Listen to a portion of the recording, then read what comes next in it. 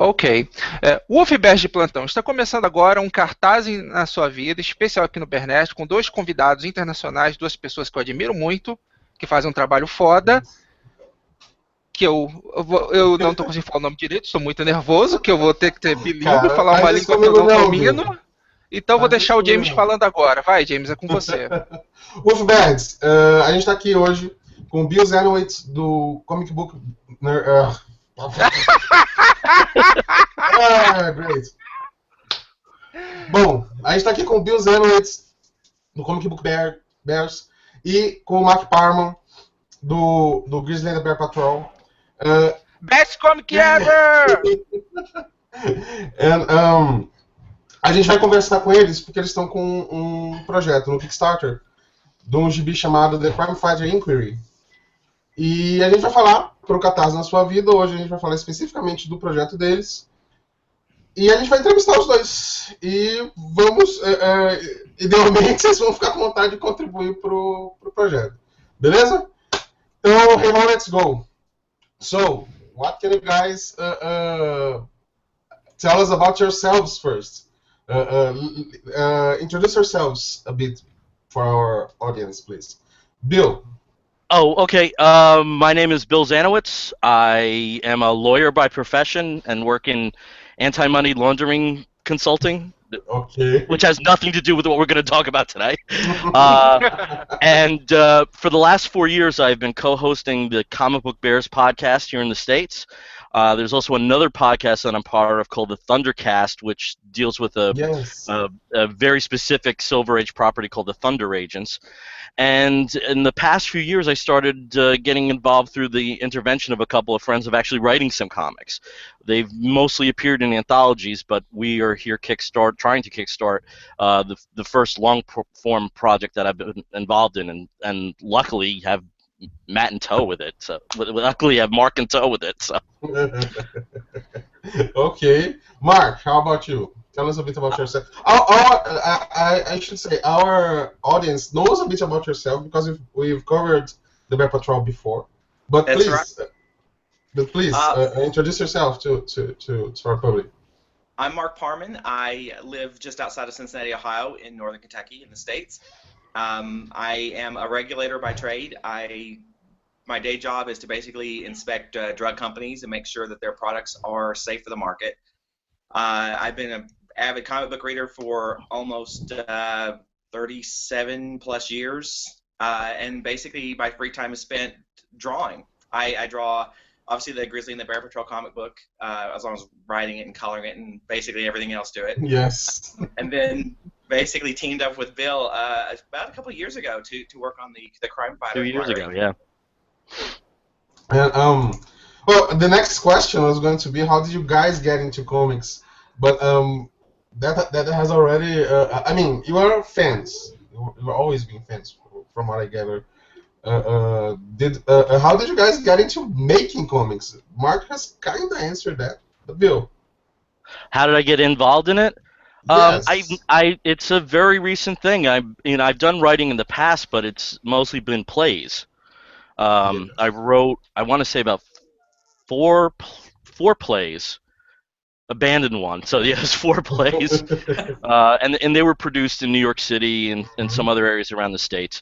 But I think some of it was that I never knew any artists. I never knew people involved that that I could hand something off to. And I also was away from comics for a long time, and just in the past few years, when the internet came to the fore and you started getting on forums and starting getting building your own network of people that have similar interests, that I really started getting involved in that. In a couple of years, it was an anthology around one of the podcast forums that I'm very active in, the 11 O'Clock Comics Forum. And there are 2 gentlemen, Bob Ornalis and John Westhoff, who were spearheading this anthology series that they have based around people that were part of that particular forum called Low Concept. And they asked me, after I'd got involved with the forum, if I wanted to contribute to Low Concept 3, the final volume in the series. And I had this idea germinating, And I was very familiar with Mark's work from Grizzly and the Bear Patrol. Yes, yes. And I also could see when, from his standpoints, from his art, that he probably didn't have that different a comic book upbringing than I did. So, so it seems that there was a lot of common ground that would be beneficial. Mhm. And there were a lot of delays, a lot of life gets in the way. Yes, We were hoping to launch this a long time ago, but it's finally up. And with Low Concept 3, we had a 6-page prologue, Mhm. which I can say, I don't want to speak for Mark, but I can say I'm very proud of that because it is a very, I think it encapsulates the spirit of what we're trying to do in a pretty economical fashion. And just happy that we're able to hopefully tell the bigger story of this particular character, Lou Giannetti. Yes, the preview it does a really good job of making the reader want to read what comes next. I think that there's just enough there to get you hooked and get you curious. And the as far as the narration goes, it feels very natural because it's a first person narrative. And it sounds off really, really natural. Like it doesn't read like sometimes when the narration is super exposition-y, and it doesn't read like that at all. It really flows, and the art for its part, I really love Mark's art. We talked about it on Bernard many times because it's like you said, the influence is there. It seems to me Right. the things we all grew up with, and I do hope it doesn't come off bad, Mark, but there's a John Byrne feel to your art that I absolutely love. That classic superhero, well-rounded, well-constructed, and the narrative is really, really, really flowy. You can follow smoothly the story, and Bean is a fan as well. He's super nervous about speaking in English, but I know he agrees with me. I think that's a compliment. Oh, it absolutely is. And the preview you guys made, and I see it was in 2012, 2013. 2013. Yeah. Yes, and it holds up really well. I mean, I still want to read that story. And, Me too. yes. So I think you guys that you guys started to work together in this project. It's a really what's the word? Serendipitous. Yes, thank you. And okay, is that something you've always wanted to do? I mean, Mark, have you always pictured yourself making comics? I mean, for No. For a living, if I could do it for a living, it would be fantastic. But life is not always that yes. accommodating. No, I've been drawing since I was a kid. I just never stopped, and I kept trying to get better at it. And luckily, my mom is a very artsy kind of person, and so she didn't always encourage it, but she never discouraged it either. It was a very quiet hobby, so she actually liked it. Knowing I wasn't like breaking up the house or anything. I was usually sitting in the corner with a pad of paper. Yes, I know the feeling. my mother was kind of the same. Yeah, it's with those nice quiet hobbies. Parents are really big on those sometimes. But yeah, it was. It's different, and 20 years ago when I was getting just out of college and stuff like that, publishing comic books was not really an easy goal to do because your only method of getting it out would be on paper, and thankfully, 20 years later we have the internet. So actually publishing a comic book online for large masses of people to see, it's much easier now. So 20 years ago I could not have done this because I wouldn't have had the resources or the wherewithal for getting this stuff out. And now even just putting an online comic out every so many months, thanks to the internet, it's not only possible, it's actually relatively easy. Yes, I remember many years ago in the old DC Comics forums, message boards, that when Warren Ellis has said that he would have killed for net access when he was starting way back, because the internet has made it so much easier. Not just to put your stuff out there, but to find like-minded people, find work partners like you guys found each other, and like Bean and I found each other. We met through the internet, and it has been 4 years since Bernard has been going on. So it really changed things. And now it leads to my next question to you guys. What is the importance of crowdfunding? Because this is something that has appeared a few years. It's very recent. It's not something that has always been going on. But there's a lot of good stuff coming out from these efforts. You don't. People are not dependent on a traditional model of publishing anymore. If they want to publish a physical book, if they want to get it in people's hands, not just on the computer screens. So how do you guys go about that? I was not prepared for how much a full-time job crowdfunding was. I just was not prepared for that. I'm very proud. At the time that we're talking, we're at 82% funded. Yes. So, Yeah. so very happy about that. But it is a lot of work. Just establishing the reward levels are a lot of work. So I hope that people who consider backing a project that's involved in crowdfunding have some appreciation for how much goes into it, how much thought goes into it, and how much actual time that you actually roll up your sleeves and actually work at it.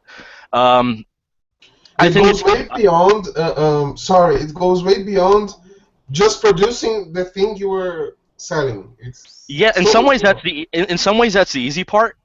Because because you're in complete control of that. Mm-hmm. In our particular project, there's one little bit where we had a reward level where we're drawing people into the story in panels as an incentive, but that was the only element that was hanging over. Everything else was just pretty much straight, free, and clear for the first issue. I think crowdfunding really, and I know we are hearing some horror stories about successful campaigns that haven't been fulfilled, but I think by and large, it's been a very beneficial thing. I think there's a lot of projects that never would have seen the light of day, ours included, if not for it. And the thing that I also really like about crowdfunding, and you're seeing this in other areas like music as well, that it's not just I don't want there's a lot of gray over these four things here, so mine more than others, but can't say young upstarts. But people who are new to the field are certainly benefiting, but you're also seeing some very established artists that have been involved. I'm just thinking of books that I've backed, like Steve Ditko, some others. I think it's still in its infancy period. And I still think that one thing that would be very beneficial is if you do see a lot more crowdfunding platforms than we have right now, because I think that sort of competition is good. Even the decision of whether to go to Kickstarter or Indiegogo, that's a huge decision. That can make, not for a small project like us, but something for a film that's financing, that could be hundreds of thousands of dollars of difference. Yes. So I'm happy it exists.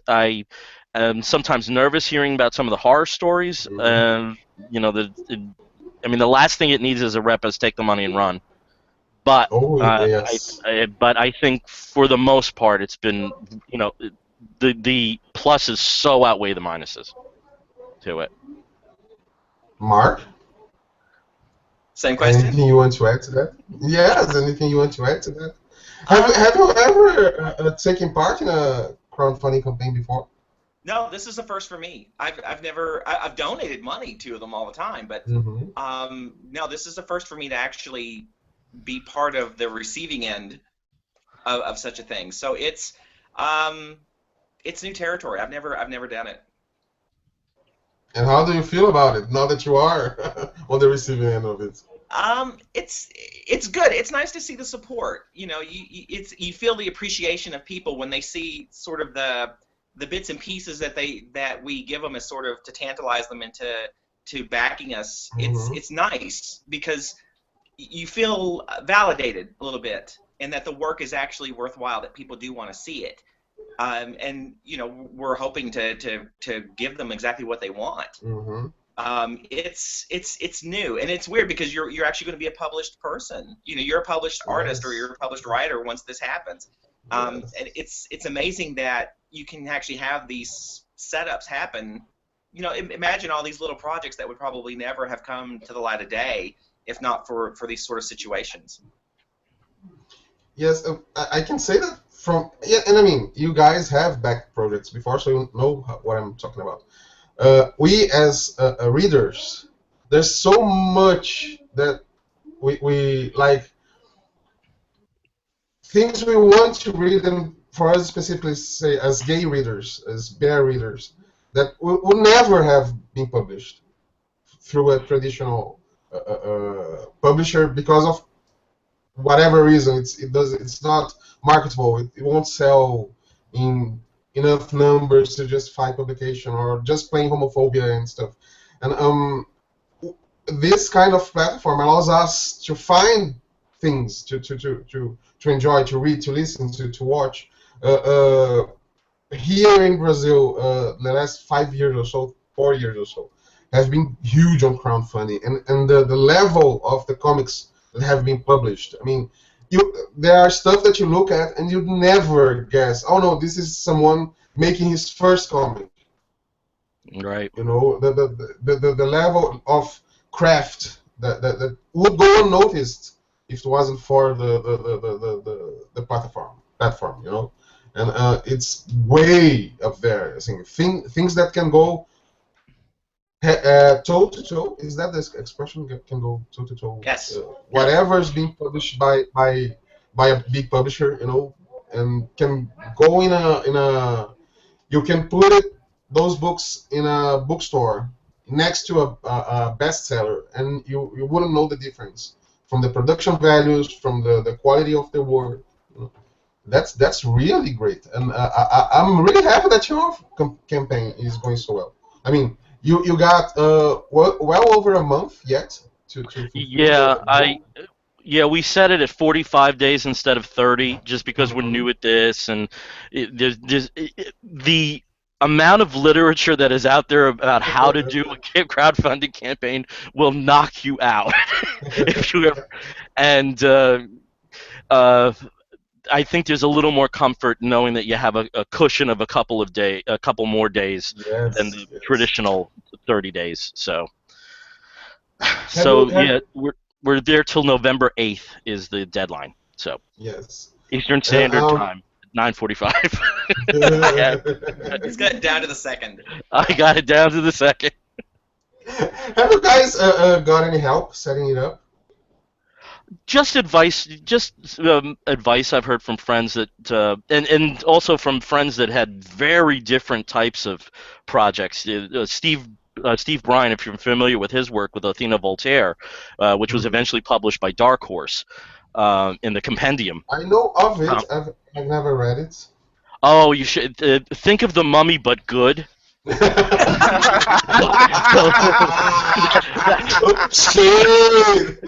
The shade. Somebody's throwing some shade. That's one of my. Just a little bit. I actually like the first Mummy movie. I'll have to edit that. That's the one. You guys been throwing shade a lot these days. I mean, the last two couple of podcasts I've heard, there's always some. Yeah, I don't know what. I guess I'm more comfortable in my skin now, because I was always like the good boy. You know, I was always like, well, you know, it connects with a lot of people. You know, we're not saying it's bad. It's just not connecting with me. After a point, I'm just like, you know what? No, it's bad. It's just my opinion, all right? But no, it's a really really vibrant story about an aviatrix in the late 1930s and early 1940s. And that project is radically different from a project like Bulletproof Chicken from my friends from Kingbone Press, which was this really quirky story of a chicken that was a gunslinger. It's really, they couldn't be. There. Yeah, they couldn't be more different. Yet there were some commonalities in their experiences. Mm-hmm. So I would say in terms of help, not direct help, in terms of helping us form the campaign, but in conversations that I had with them, getting a decent sense of the terrain of what might happen. So.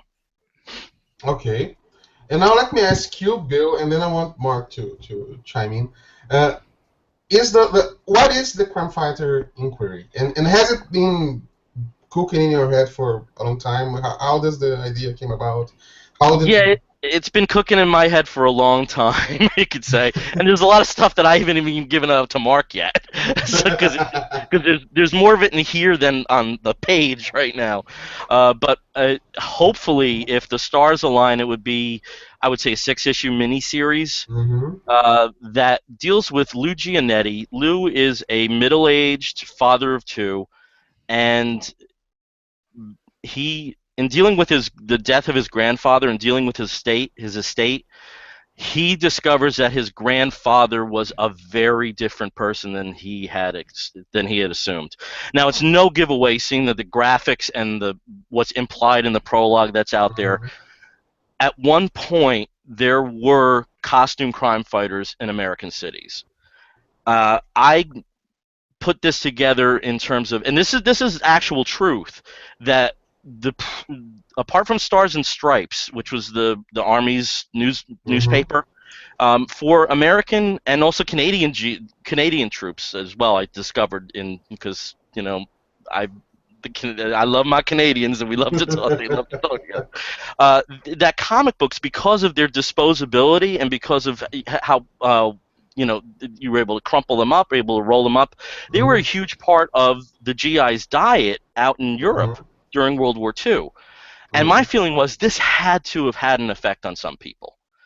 And it did. It just didn't happen in major American cities. It happened in smaller cities.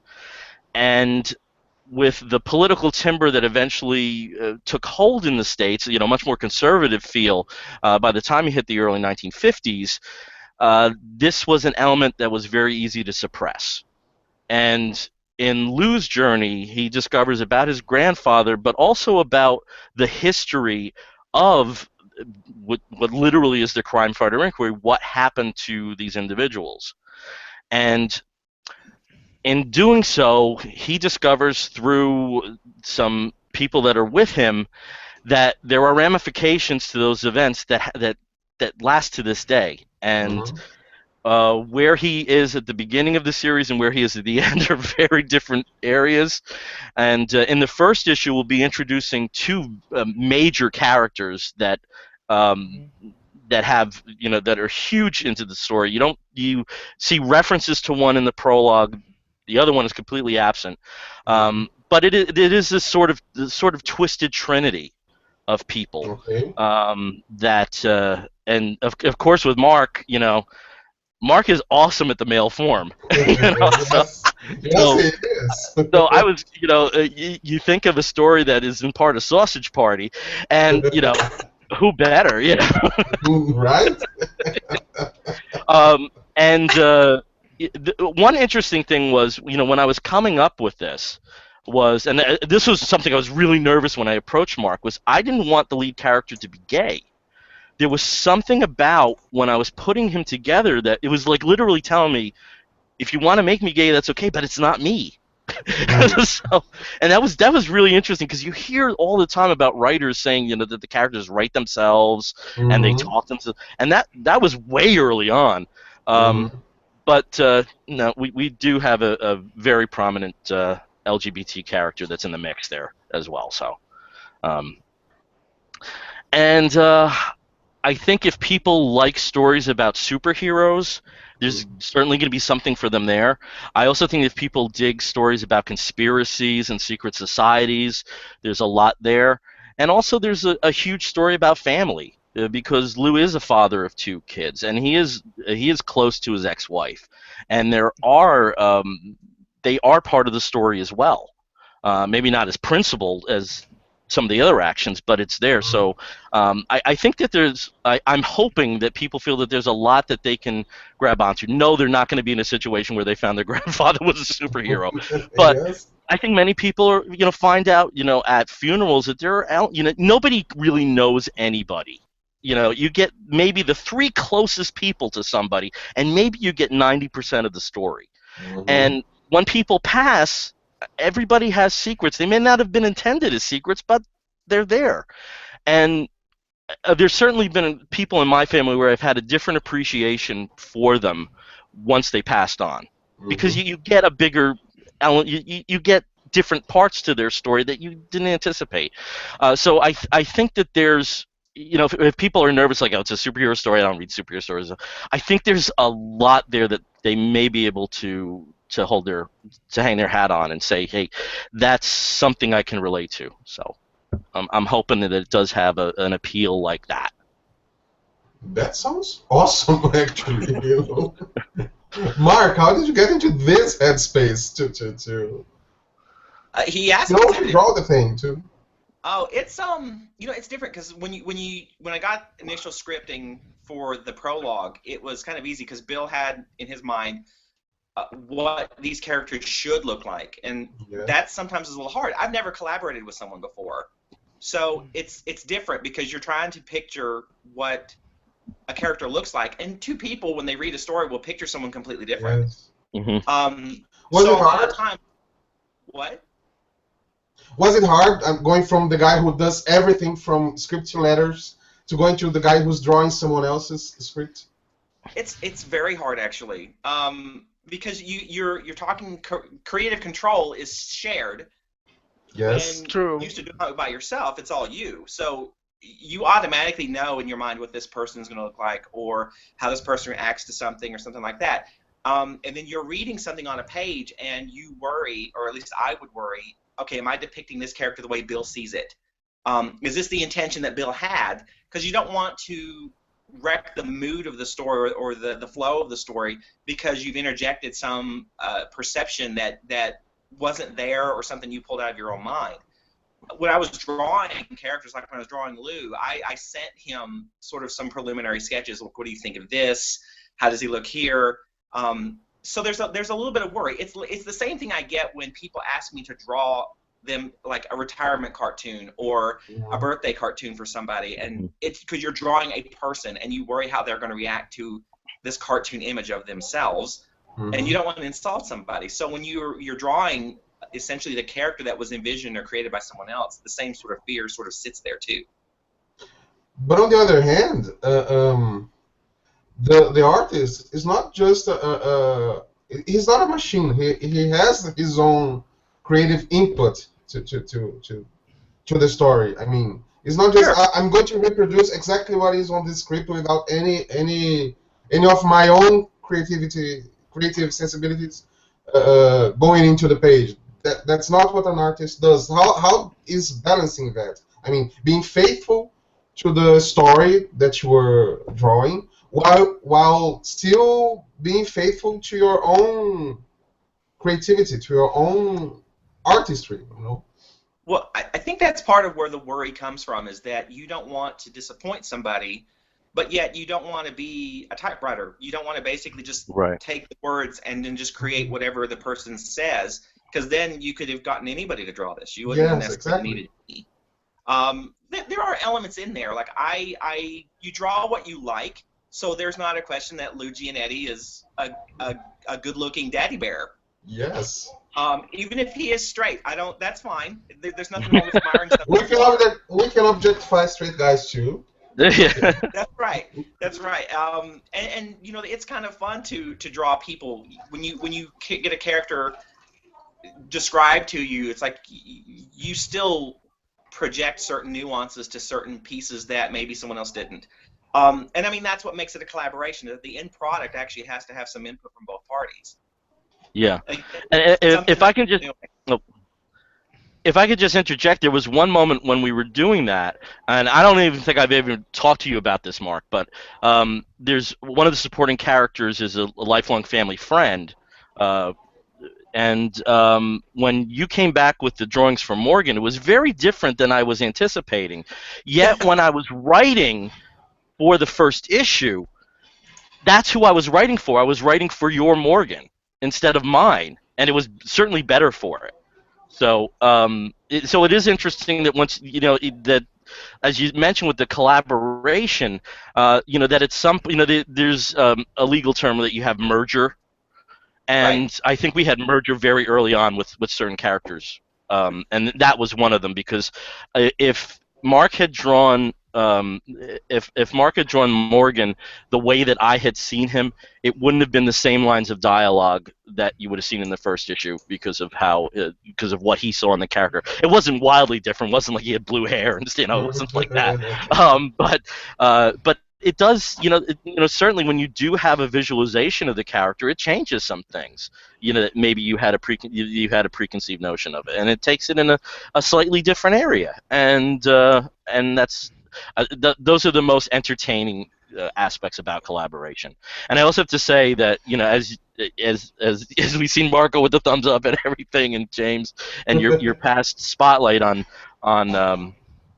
Grizzly and the Bear Patrol, I was so nervous about contacting Mark about this because because I had never seen him collaborate with anybody else as far as I knew, and it literally was like that dating, like 7th-digit panic when you like hit that last Why one. did he say no? So I had at least 2 times that I like maybe tomorrow I'll do it. All by myself. But I'm so glad I hit that 7th digit at some point because I'm so proud that Mark's part of this. I'm just over the moon. Well, I would be too. He's awesome. I mean, his stuff is excellent.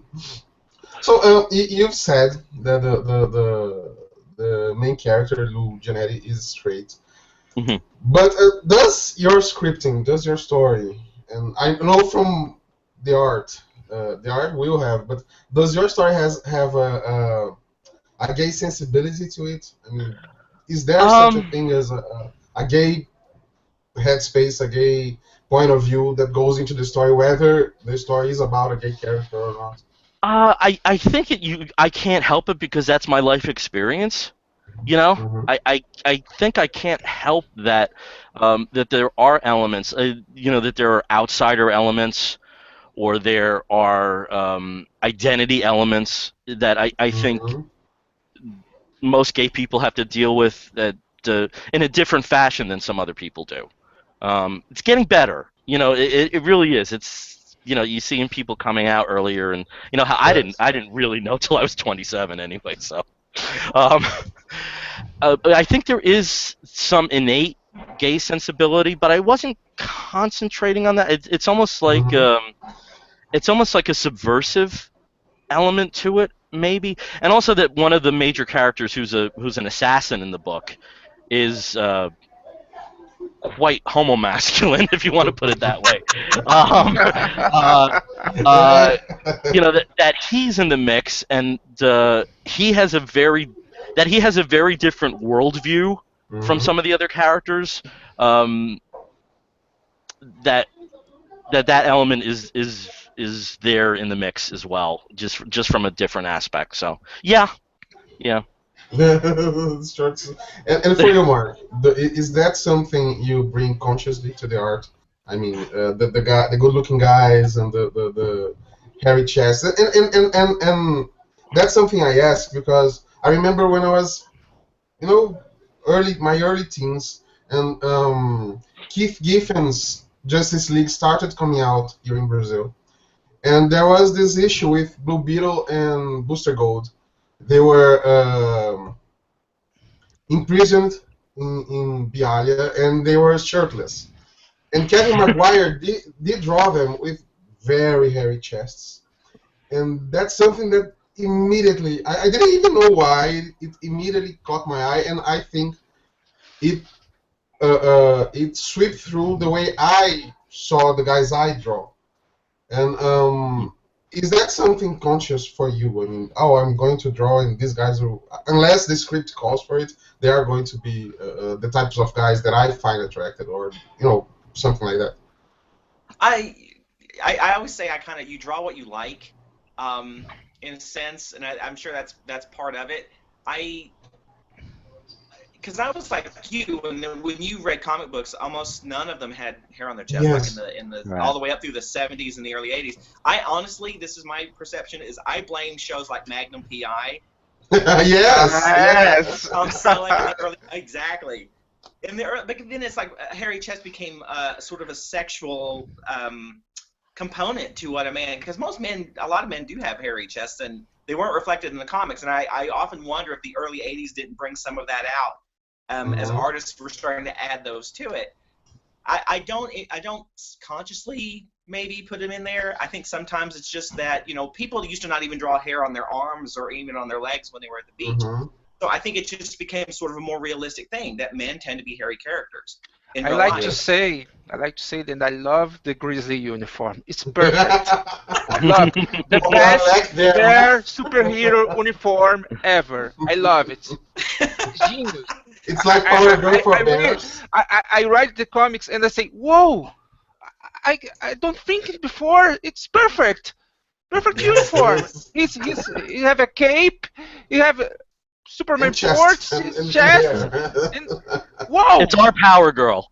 Yes, it's Power Girl for bears. It's our Power Girl.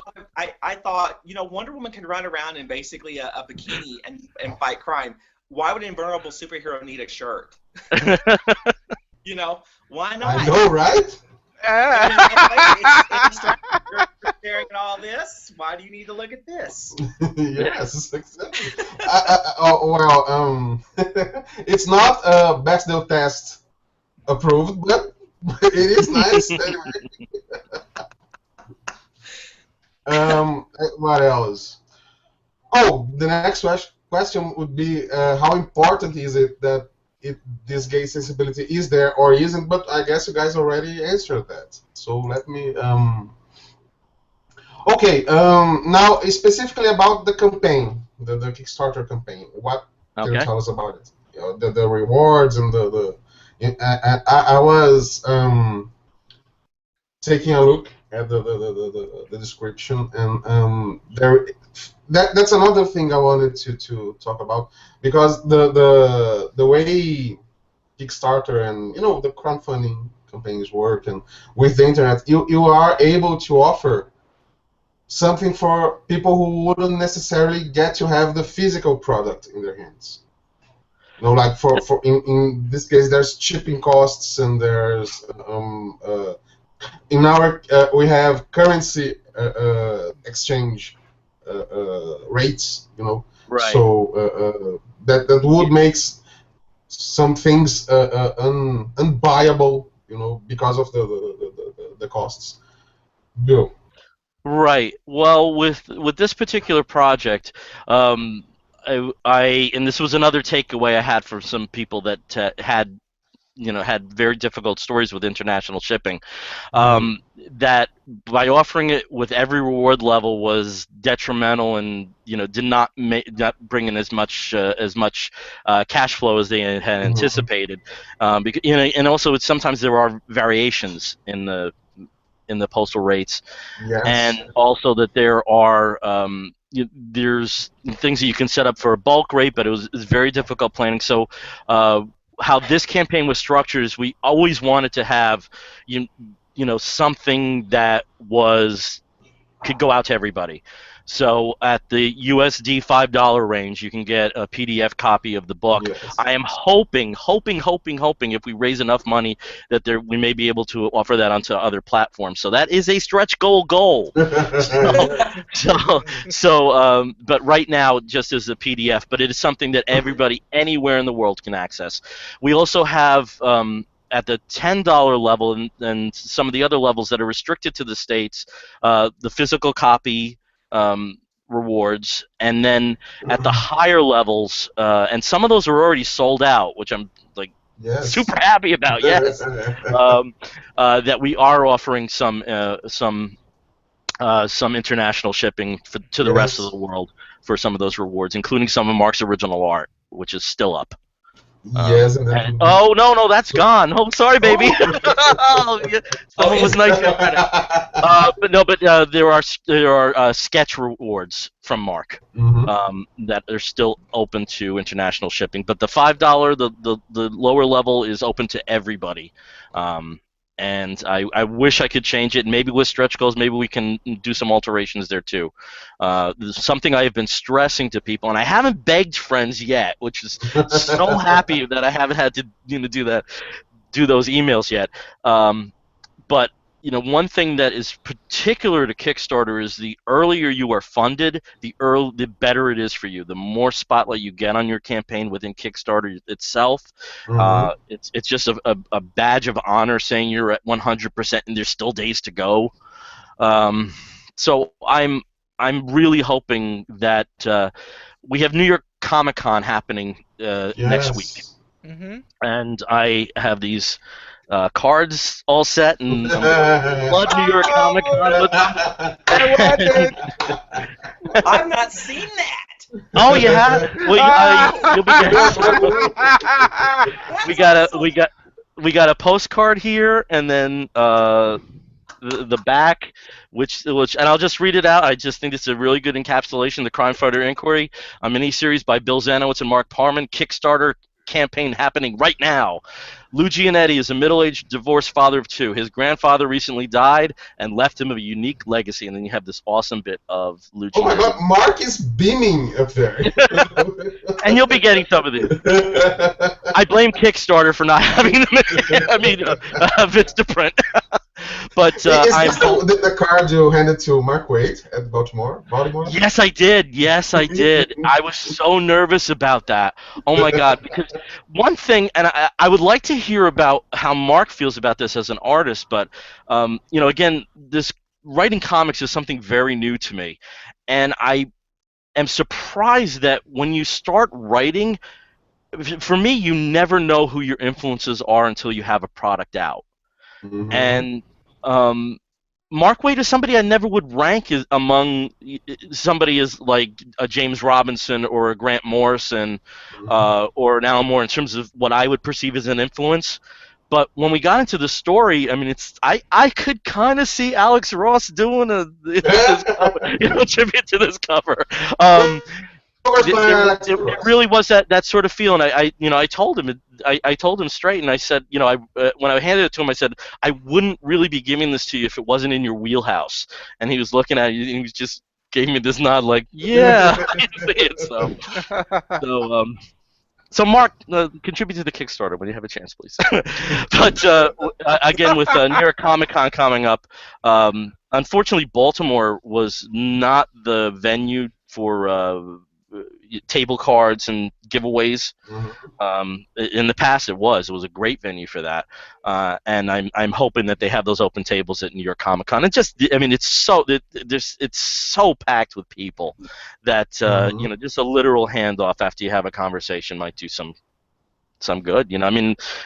People have gotten gigs at Marvel and DC from initially from efforts that were crowdfunding. So, it's nothing I could ever see as a career, but I'll take it if I could. But I was wondering from Mark if when you started drawing, were there some surprises about somebody you saw in your drawing that you didn't really anticipate would be there? Are you talking about just in the Crime Fighter Inquiry? Oh, but also naturally in Grizzly, if there are influences that you didn't think were influences till you actually started drawing comics. It's when you have your certain favorites, it's easy to try to emulate what they do. You just compared me to John Byrne, which is huge because I loved his artwork. From Alpha Flight to Fantastic Four, all the way through the Superman. You've seen it forever. And George Perez, for example, is probably my ultimate favorite. When he came to the Cincinnati Comic Expo a couple of years ago, I went through his line several times to get things drawn or signed or whatever. And it's a huge thrill. And I've had friends comment that they see influences of their work in mine, which is a huge compliment. You certainly have Perez faces. Certainly have those. I'm working. I'm trying to do better with expressions because I feel like I gotta. And honestly, with the Crime Fighter Inquiry, that was a big deal. That you just didn't draw faces. You had to draw reactions to things, especially when it's a lot of action faces are easy, conversation faces are hard because there's different emotions that get displayed through that. So, and I find that some of your more prominent artists like that are incredible at it, and you look at them as a model almost. Like Ivan Rise and Nicola Scott, Andrea DeVito. I mean, these are like the favorites that I currently have, and I'm always on the lookout for new ones. And when people really can show a great expression, it draws your eye to it. You're like, oh, that's good. It's almost like watching a soap opera unfold on paper. You know what I look at your preview for the Crime Fighter Inquiry, and in something you do that I think it's very George Perez-y, and that he was one of the first artists that I noticed that could do it successfully, is that each character has his or her own face. I mean, it's not just generic guy, generic woman. This guy. I mean, if you're drawing the lead character here and here and here, it is recognizable as the same person. The nose and the face. That is something that many artists don't do. I can do that successfully. It's a struggle every time I'm drawing to make the faces the likeness to make them more distinct. Yes, and consistent from panel to panel. It's a friend pointed out to me he had read a comic on LiveJournal. Remember that, Bill? Oh yeah, yeah.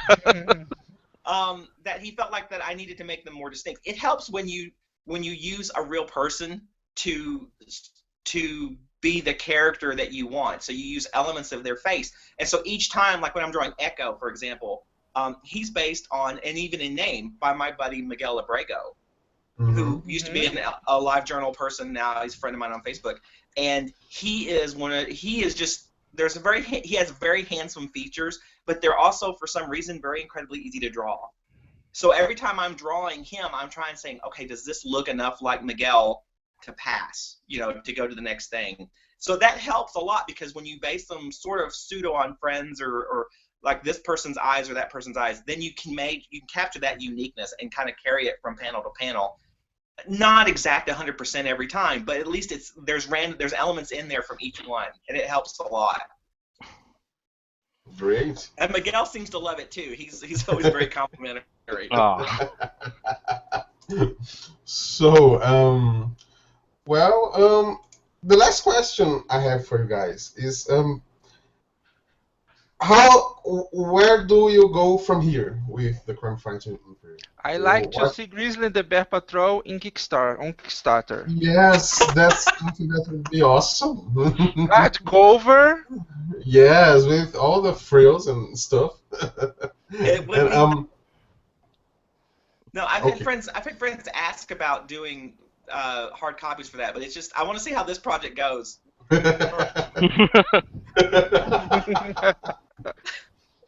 Well, if everything goes well, and it should, you will be drawing the Crime Fighter Inquiry for a long time now.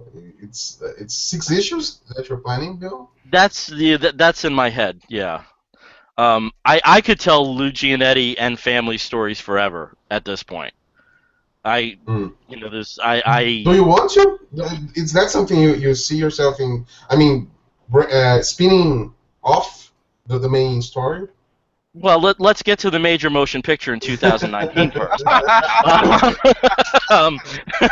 If it's one of those things, if demand is there, yeah, absolutely. But you have to be realistic, and you have to see that there's, as big of fans as we are of this medium, it is a medium that has retracted, and there are economic concerns, there's time concerns. Mark and I have jobs that you know, Yes. make this very, very difficult. And you know, Mark has Grizzly as well. I have the podcast, and I have other things. So there's, you know, it would be a shift in, getting one thing off the burner and putting it on back forward like you're cooking. But I would love to go far, but again, it's just what we're seeing in sight. You know, the first thing is to get the first issue out and then take it from there. Okay. And by people contributing to the Kickstarter will make that much more easy. Yes. It looks like it's going to happen at this point, but there's no guarantees. We may have plateaued. I doubt it, especially after you get this Google Hangout with 4 very attractive men talking about this. But I do what I can. he says with humility. But I would love to see this go beyond the first point, and at the very least tell the story of the crime fighter inquiry. I really truly hope that we get to tell this arc from his discovery to where he finally ends up in relation to this story. So. How? But I still want the major motion picture in 2018, 2019. Sure. Talk about the cast. Oh, that's tough. I couldn't even think of it. Oh man, I couldn't even think of it. Maybe that'll be the next time after we get the first issue, then we'll have that. We'll be back with you guys, and then we'll talk about casting the film. Or maybe HBO series. An HBO series would be nice. Yeah, It would do well with like an Agents of S.H.I.E.L.D. combination there, Like the 8 o'clock and the 9 o'clock slot. There you go.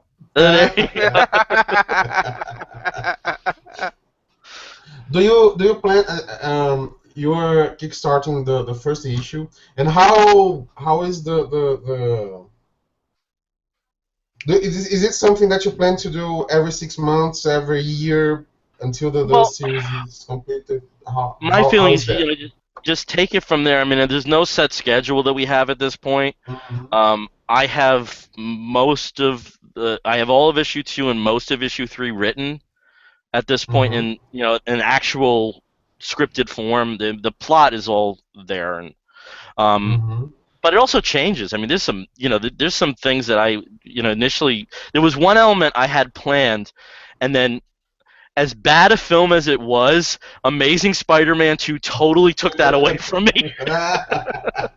So there was it is changing, and but I think we do, for better or worse, kind of think in 6-issue arcs now at this point, 5-6-issue arcs, and and that's very different from the comic books that I grew up with. It would either be done in one or something that went on forever. And it's just really just to get to the next spot. So I don't know. We haven't. This is a conversation Mark and I haven't had at this point about how to go about this. But I think there's such an importance to get this first issue out and say, hey, just pretend this is comic book size. Hey, I've done this. And that people can open it and read it. As great as it is that you can offer comics in electronic form, I don't think it really feels real until you have this in hand. And I know, Mark, that you do copies for yourself of Grizzly just so that you have that for your archives. Right. Is that right? You do that. Yeah, So it's just that there's a sense of it feeling real once it's in that form, and then just start distributing it, trying to get into the hands of people that would enjoy it, and take it from there. Well, that's I sure think you're going to be able to do it. I mean, you have the big con coming up, and man, we're all rooting for you because come on, this looks awesome. I mean, is there anything else you guys want to say? The floor is yours. Just to wrap it up. For my end, I would just say make sure you go to the Kickstarter and give us some dough to make this happen. I'm not going to sugarcoat it. I'm going to say, go to the Kickstarter and see if there's a reward level that fits you. No, just go and give us money. But I would like to, if I have the floor, to just say that there is a Comic Book Bears podcast that's out there. You can find us on Libsyn and iTunes through the Earth2 Network feed and some other platforms. The most active area for us is Facebook, and it's at this point we have 5 hairy heavy homos that talk about comics every 2 weeks. Yes. And then also, if you are at New York Comic Con, I don't have the exact assignment yet, but one work that I did with another artist, Mark, I called Mark Matt, and I just called Matt Mark for a second. As Matt Brossard, who's probably best known as Fuzzbelly in Bear Circles. Yes. And he contributed to Shirtlifter 3. An awesome artist. Yes. And we have a short story in the Power anthology that came out from the New York group, the New York LGBT-based group Geeks Out, and they have a booth at New York Comic Con, and I will be signing at some point over the 4 days. I'm not sure what the exact assignment is. That's still being worked out, but I will post it on the Bears page and my own page, and certainly let you guys know that if people want to come and say hi. At least there will be an hour where I'll be at a table that people can do so, and I'm so excited about that because I've never done anything like that. And, I don't care if nobody comes. I've already bribed 2 friends that they have to come. Just the thought of being able to represent your work somewhere, and again with the Power short story, we were really proud of that as well. So if people want to hit me, apart from the e-version, the interwebs, I'll be in person at New York Comic Con, and I don't know when this airs, but we also have a Comic Book Bears live show. That's Tuesday, October. What are we? The 3rd here? Tuesday, October 6th at Rock Bar in New York City at 7 p.m. and we'll be there. Okay. Mark. No, it's we've actually had issue 1 done now for several months in terms of the artwork, the lettering, the cover, and everything like that. It's just been a matter of time, really, for me and Bill to kind of have time to do it. Right. And real life gets in the way, which is sometimes hard. So it's weird because it's literally the original artwork is sitting over here on my shelf in this very room. I'm sitting there thinking, we need to make sure that doesn't get damaged or anything. They are. Well, it's in the shelf along with my other original artwork for the Grizzly and the Bear Patrol comics. So yeah, it'll be kind of neat to see everything, in printed form, because of course we'll get copies too. And I'm like Bill, it's neat to see something electronically, but when you hold it in your hands, it becomes tangible and real. Even when I just print out my file copy, it's like, wow, it looks so different when it's printed. Yes, it looks so different when it's printed, and it's on a piece of paper, and I'm holding it. It doesn't change. I don't have to swipe to move to the next page or anything. So there's a thrill to getting it like that. So I'm looking forward to people enjoying the comic book, but I'm also kind of looking forward to enjoying it myself, for lack of a better way of putting it. I'm also excited to get a printed copy too, even though they're sitting right over here. It's true. And for me, you guys have advertised my Grizzly and the Bear Patrol comic very well on the website. Every time you guys translate a new issue, I get this surge of likes on Facebook, which is awesome. I'm really behind on that.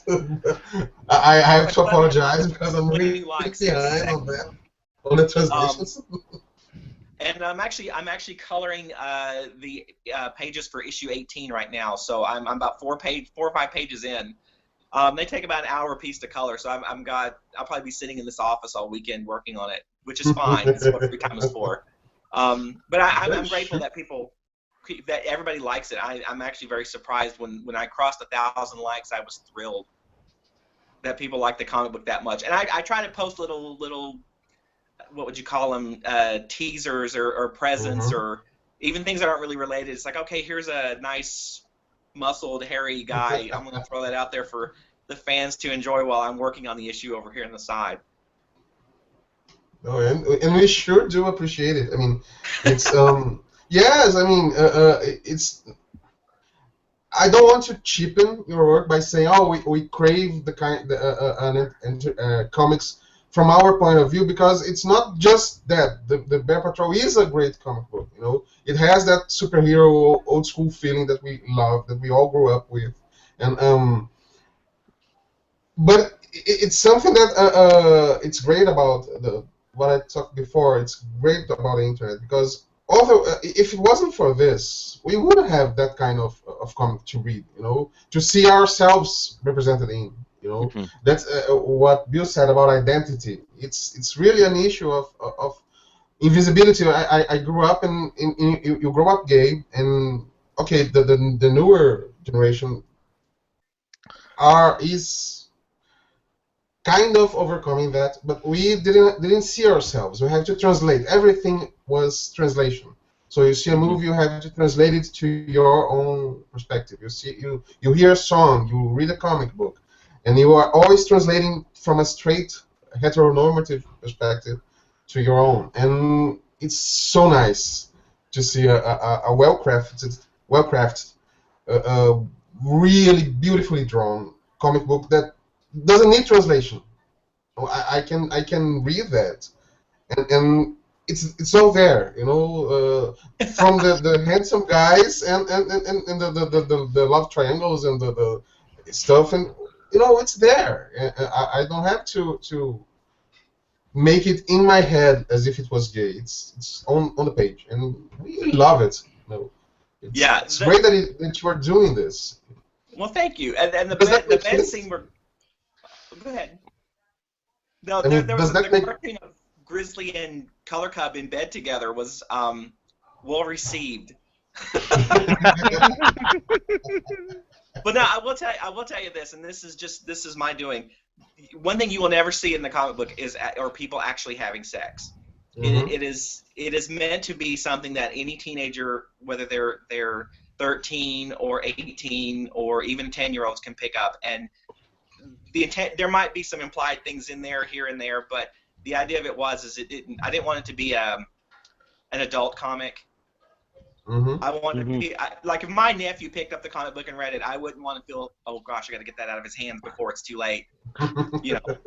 So that's always the perk. It's like I put these things in there because you can see that on daytime TV of, you know, a man and a woman in bed on soap operas, and I'm like, why can't we have two men doing that? If that's all they're doing, is the before or the after or whatever. Okay, I think that's a real nice wrap up. I just want to say that I love your work. I'm sorry because I don't know how to express how I love your work. I love your history. I read He's really yours. My mind blowing when I read. Like, whoa, we need this in Portuguese.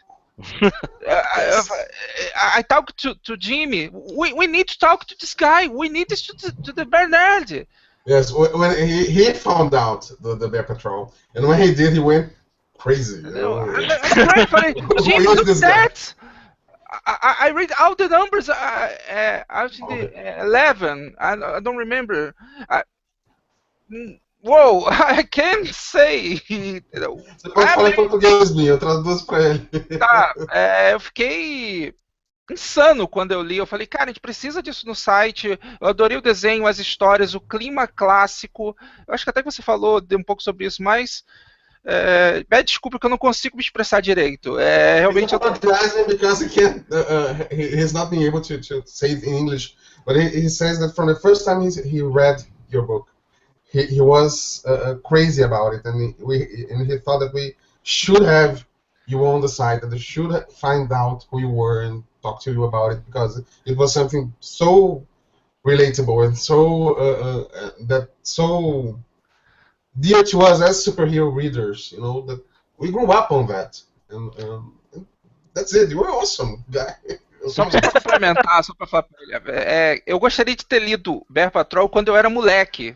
Yes, we wish we had read something like the Bear Patrol when we were teenagers. You know, and when you know, if we had something like that, it would have been so great. It would have made so many things so easier. You know, and to you know, it's right there with the X-Men. In the X-Men, it is a metaphor. You know, you don't have actual mutants, but you do have actual gay people. And if we could have had something like the Bear Patrol when we were growing up, it would have been awesome. That's what he's saying. Thank you. That means a lot, actually. But I'm like you. I didn't see that growing up either, so that's when you get a chance to put that on paper. So we went there and made it. So guys, I want to thank you very, very much for your time with us here. I hope we haven't kept you too long. I know that Bill has plans coming up, and thank you so much for being here, for spending this time with us. We're going to upload this, and I'm going to subtitle it as fast as I can. Let's say I want this to be on the site sometime during the next week. Great. And, well, thank you. From the bottom of our hearts, thank you so much. Thank you. Oh, thank you for having us. Thank you so much. No, anytime you guys want. Well, if you want to do it again closer to the finishing of the campaign, if you need a boost, and please just tell us, and we'll set something up. Sure thing. Great. So bye bye. Have a great day, great weekend, and we'll be in touch. Vamos fazer então. Então, pessoal, esse aqui foi. Oh, talk, Mark. Sorry, Mark. No, it's all right. So, Bean will just wrap this up, and you are free to go. Okay, great. Então, pessoal. Thanks again, fellas. This was great. Our pleasure. Love talking with you guys. Thanks, guys. Bye. Então, gente, foi esse o nosso Catarse Sua Vida Especial. Espero que tenham gostado. Em breve, legendado. E vamos contribuir, gente, porque vale muito a pena a HQ. Galera, é isso aí. Wolf Bags e até a próxima. Beijo, fui. And sim. Cut.